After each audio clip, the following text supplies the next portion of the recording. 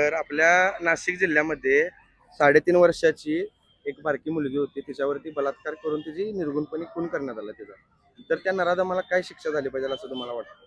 जाळलं पाहिजे. जाळलंच पाहिजे. असल्यानं जाळलं काय त्याला धरायला पाहिजे पहिला आणि तिथं भर चौकात जाळलं पाहिजे.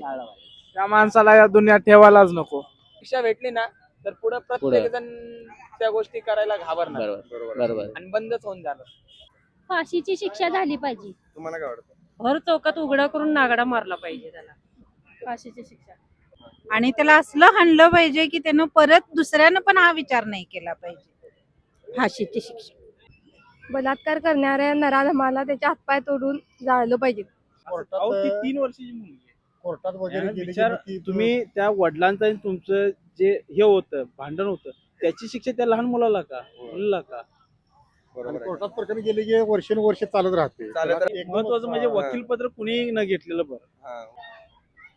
त्याला तरी म्हणजे असं भर रस्त्यात म्हणजे जेवढी म्हणजे जी लास्ट शिक्षा असेल म्हणजे काय म्हणजे असं मला बोलता पण येत नाही त्या ह्याच्यावर.